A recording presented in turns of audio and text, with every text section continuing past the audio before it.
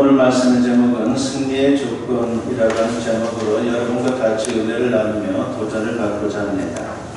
우리 인간에게는 육신의 눈 외에도 영혼의 눈이 있습니다. 이 두 눈을 갖고 있는 것이 인간의 특징인 것이죠. 육안의 시력도 중요하지만 영혼의 시력은 우리에게 있어서 더더욱 중요합니다. 영안이 멀거나 어둡게 되면요, 인생이 비참해집니다. 차라리 육안이 멀거나 어두워도 영안이 밝은 게 훨씬 낫습니다. 여러분들이 많이 들어봤을 일은 강영호 박사 같은 경우, 지금은 물론 고인이 되었죠. 그분 같은 경우나 헬렌 켈러 같은 그런 분들은 육안은 보이지 않았지만 영안이 밝아서 인생에서 승리한 대표적인 인물들입니다. 영안이 밝은 사람은 하나님의 세계를 봅니다. 그리고 하나님의 능력을 받을 수가 있습니다. 그러므로 영안이 밝은 사람은 반드시 승리할 수 있다는 특징이 있습니다. 오늘 본문에는 바로 그런 사람이 등장하고 있죠. 바로 엘리사 선지자가 그 주인공입니다. 그는 BC 9세기경에 이스라엘 선지자로서 활동을 했습니다.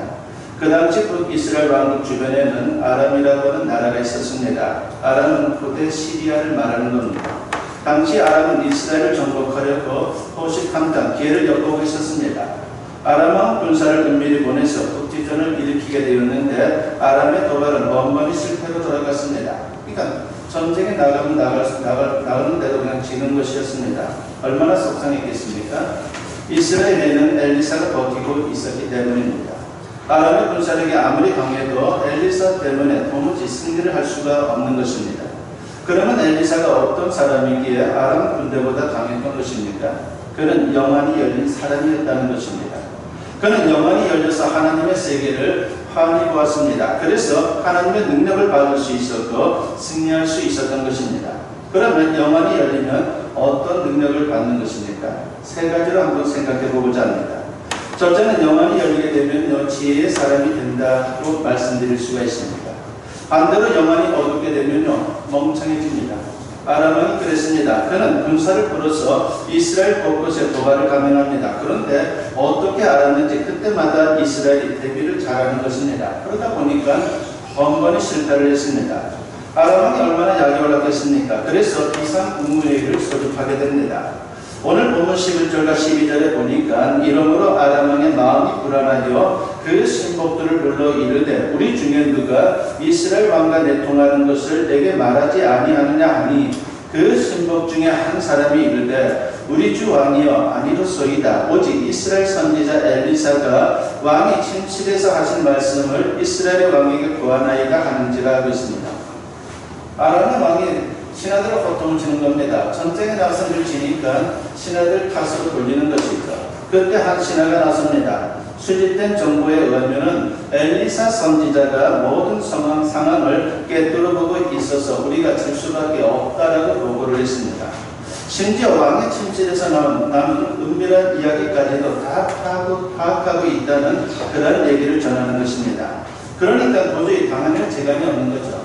전쟁은 정보력의 싸움입니다. 정보가 정확하지 않으면요, 전쟁은 실패할 수밖에 없는 것이죠. 그런데 당시에 그런 정보력에 있어서 이스라엘보다는 아람이 굉장히 취약했다라고 하는 것입니다.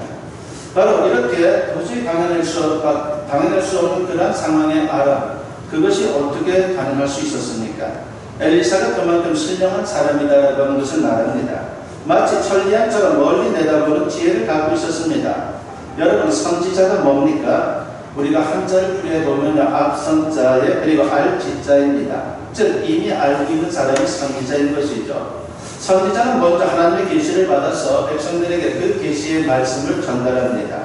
그런데 성경을 보게 되면요, 선지자라고 하는 단어가 때때로 선견자라고 하는 단어로 바뀌는 그런 말씀을 보게 됩니다. 선견자는 미리 보는 사람인 것입니다. 이런 능력은 육안의 시력이 좋은 것과는 비교가 되지 않습니다. 엘리사가 이렇게 지혜로운 반면에 아람왕은 얼마나 멍청한지 모릅니다. 오늘 보면 13절에 보니까 왕이 이르되 너희는 가서 엘리사가 어디 있나 보라. 내가 사람을 보내어 그를 잡으리라. 왕에게 아뢰어 이르되 보라 그가 도단에 있도다 하나이다 라고 했습니다. 엘리사가 모든 것을 꿰뚫어보고 있는데 도단성에는 엘리사를 잡아 죽이려고 합니다. 영안이 닫히게 되면요, 사람이 무지해지는 것이죠. 창세기 13장을 보게 되면요, 아브라함과 조카 롯의 이야기가 등장합니다.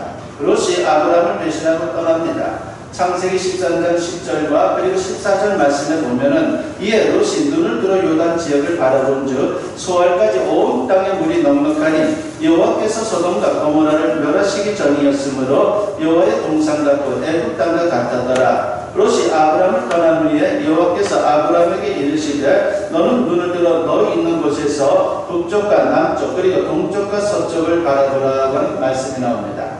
롯은 육안으로 판단하고 소돔성에 들어간 겁니다. 당시에 소돔성은 아주 화려한 도시였어요. 풍요로운 도시였습니다. 눈으로 볼 때에 참으로 가고 싶은 곳이었죠. 지금으로 말하면 미국과도 같이 라스베가스 같은 그런 곳이었던 것 같습니다.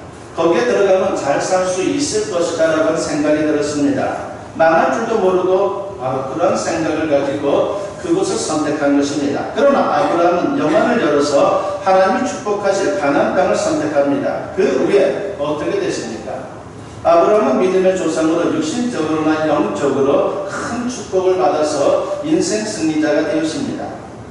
에디슨은 입학한 지 3개월 만에 초등학교에서 쫓겨난 사람입니다. 그러니까 얼마나 학교 공부를 따라가기 힘들었는지 초등학교 때 잘린 겁니다. 유대인 어머니는 낙심하지 않았습니다. 그 아들에게 하루에 6시간씩 어머니가 선생님이 되어가지고 문학을 가르치고 그리고 수학을 가르치고 물리학을 가르쳤습니다. 에디슨이 실험을 좋아하니까 어머니가 창고를 하나 조그맣게 만들어 놓고 거기다가 온갖 약품과 그리고 실험 기구들을 들여 놓고 그곳에다가 이름을 붙였습니다. 에디슨 연구소라고 말입니다. 아들에게 힘을 준 거죠. 에디슨이 발명왕이 된 것은 자녀를 포기하지 않은 지혜로운 어머니 덕분이었다라고 말씀드릴 수밖에 없습니다. 부족한 자녀에게도 희망을 주고 의욕을 주는 부모가 지혜로운 부모인 것이죠. 바로 이 지혜가 하나님으로부터 온 것입니다. 영안이 열린 자에게 온다라고 하는 것입니다. 부모가 자녀에게 희망과 의욕을 넘겨주게 되면요, 자녀는 훌륭한 인물이 될 수 있는 것입니다. 무엇보다 자녀에게 지혜의 유산을 주려면요, 부모가 먼저 지혜를 추구하는 인생을 살아야 하는 것입니다. 그렇게 하려면 부모가 먼저 지혜의 원천이신 하나님을 경외하며 하나님께 항상 희망을 거는 그런 인생을 살아야 합니다. 잠언 8장 17절에 보면 이런 말씀이 나오죠. 나를 사랑하는 자들이 나의 사랑을 입으며 나를 간절히 찾는 자가 나를 만날 것이니라고 했습니다. 여기서 나라고 하는 것은 지혜를 말하는 겁니다. 즉 지혜를 사랑하는 자들이 나의 마음, 나의 사랑을 입고 나를 간절히 찾는 자가 나를 만날 것이니라고 했습니다. 지혜를 찾는 것이 우리 믿음의 사람들에게 대단히 중요하다고 하는 것입니다. 부모가 지혜의 원천이신 하나님을 진심으로 믿어야 자녀도 지혜의 원천과 접속이 되게 되는 것입니다. 아무쪼록 엘리사처럼 영안이 열려서 신령한 지혜로 인생을 승리할 수 있는 우리 모두가 되었으면 합니다. 두 번째로 영안이 열리게 되면요, 용기가 넘치게 됩니다. 용기 있는 사람이 되는 것이죠. 아람왕이 야왕을 통해서 수많은 군사들을 도단성으로 급합니다. 본문 14절에 보니까 왕이 이에 말과 병거와 많은 군사를 보내며 그들이 밤에 가서 그 성읍을 에워쌌더라고 했습니다. 인간적으로 보게 되면요, 도간의 등지와 같은 상황이 펼쳐지고 있습니다. 사환이 아침에 일찍 일어나서 나가보았더니만은 아주 깜짝 놀랄 만한 일이 벌어진 겁니다. 그래서 혼비백산했습니다.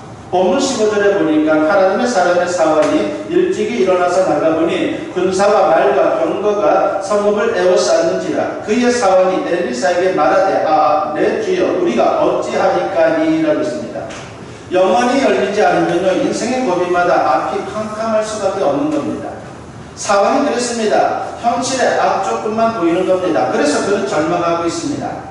하지만 엘리사는 어떻습니까? 그는 영안이 열린 사람이라 하나님의 능력이 더 큰 것을 알기 때문에 전혀 당황하지를 않았습니다. 본문 16절과 17절에 보면은 대답하되 두려워하지 말라.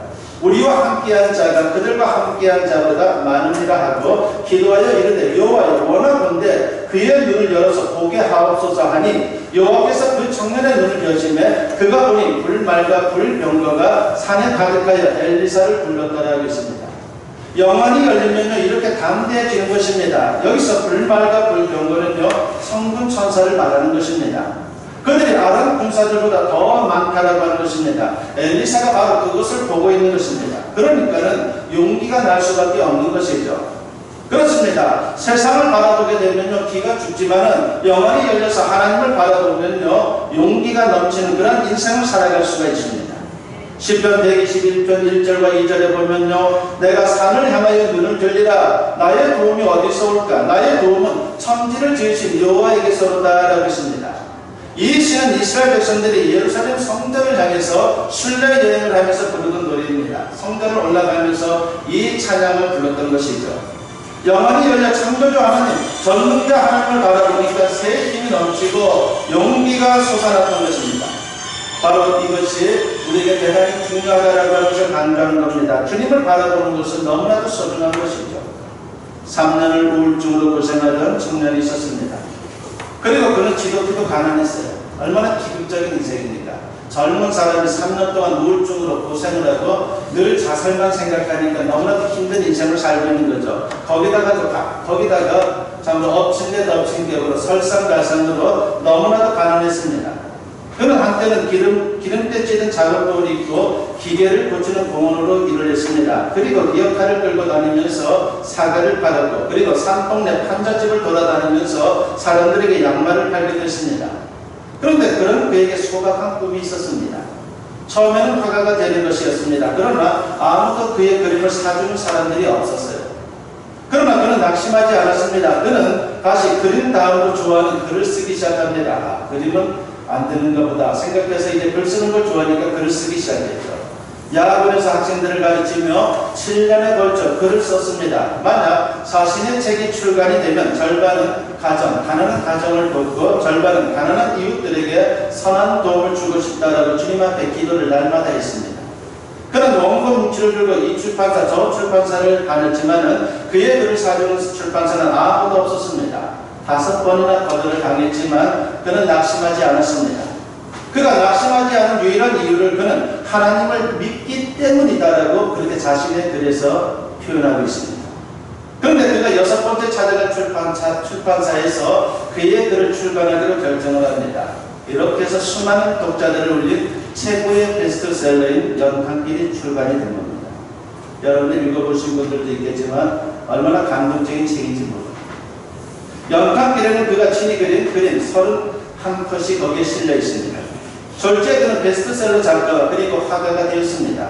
그리고 이어서 출간된 행복한 보물상 그리고 공부방 모두가 베스트셀러가 되었습니다. 이 작가가 바로 여러분들이 잘 아는 이철환 씨입니다. 그는 자신이 낙심하지 않은 이유를 본복방 155페이지 마지막 줄에서 이렇게 고백을 합니다. 나는 절망하지 않았다. 하나님이 계시기에 나는 절망하지 않았다라고 그렇게 기록을 하고 있습니다. 하나님을 바라보니까 절망할 수 없다는 것이죠. 그분이 있기 때문에 나는 이 어려운 상황에서도 담대할 수 있었고 하나님이 주신 사명을 감당해 나가는 그런 인생이 되었다라고 고백하는 겁니다.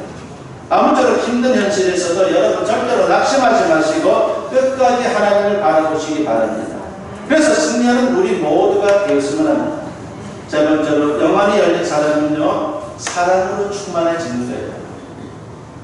얼마나 좋은 겁니까? 그래서 영안이 열리는 것은요 세상을 살리는 거예요.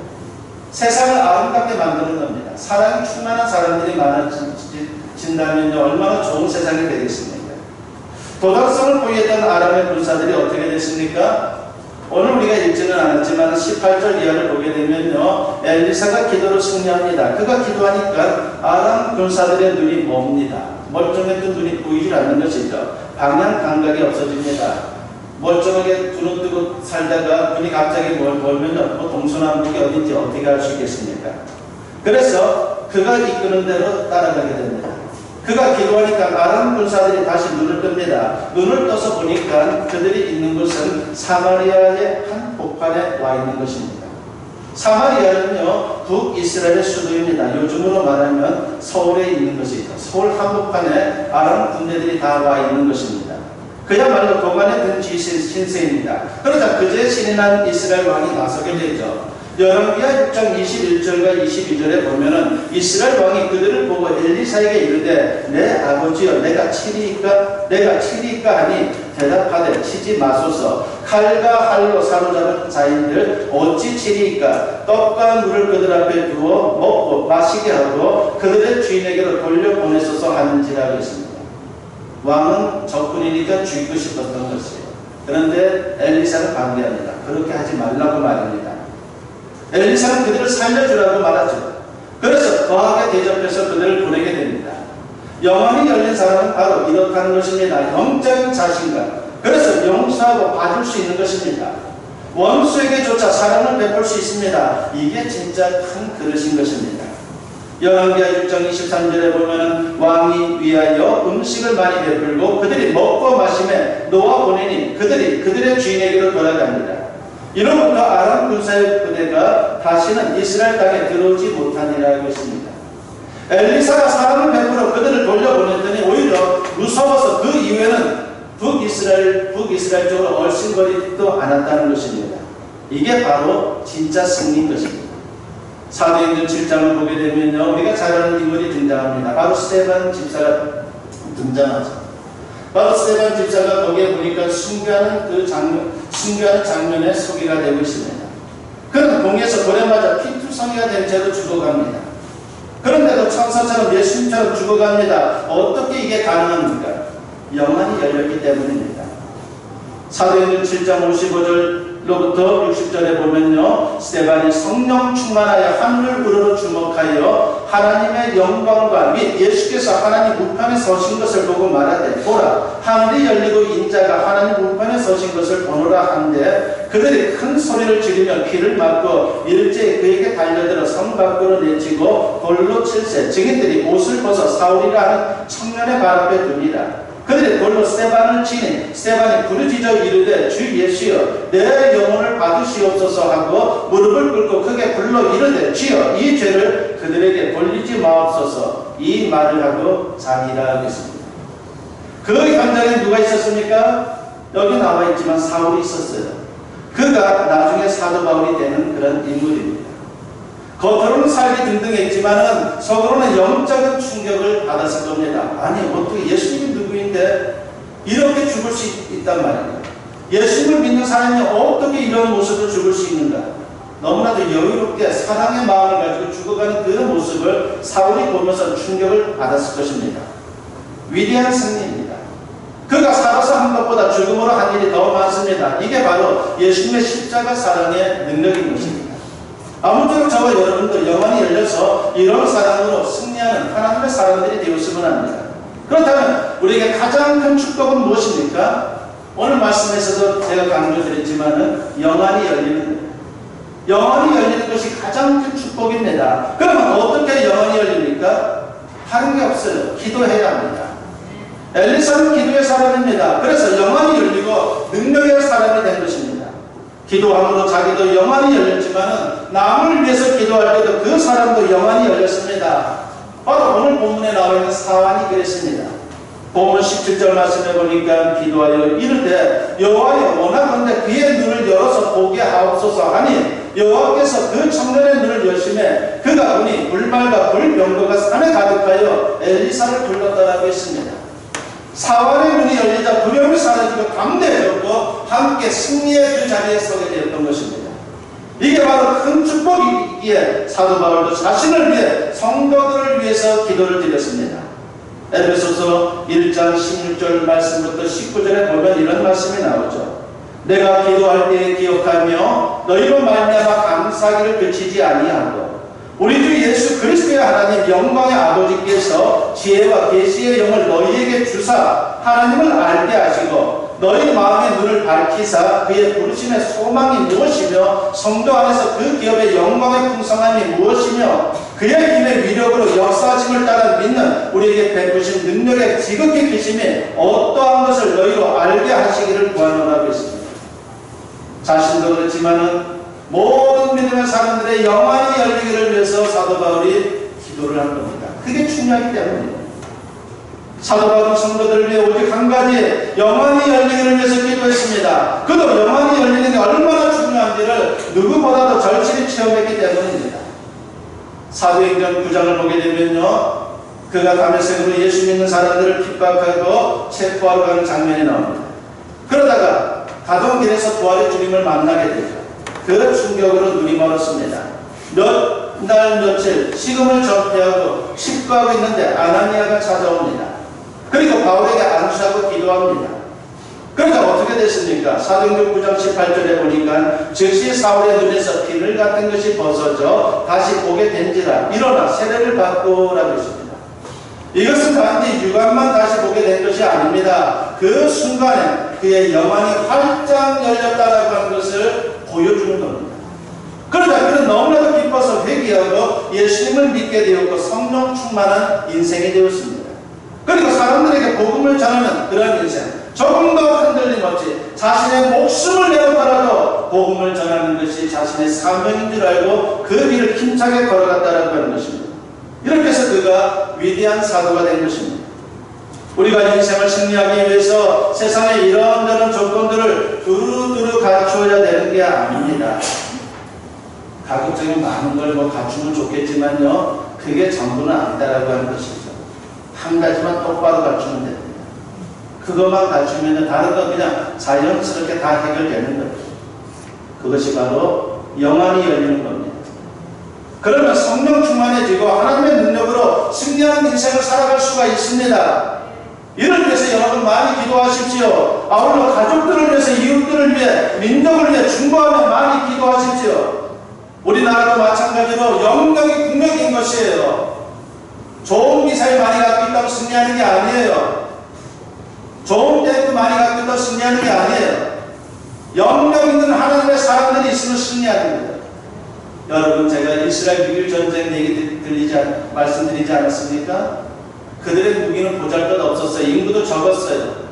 그러나 그들이 영역의 의지에서 나아갔을 때 하나님이 그 땅의 역사에도 그 엄청난 아랍의 세력들을 이길 수 있었다는 것입니다. 바로 이와 같이 우리 대한민국도 영역이 필요한 겁니다. 이 나라 이 백성이 영원히 열리게 되면요, 모든 게 다 완전해지는 겁니다. 아무쪼록 엘리사처럼 영원히 열려서 세상에서 승리하는 저와 여러분 모두 될 수 있기를 주님의 이름으로 간절히 축원합니다.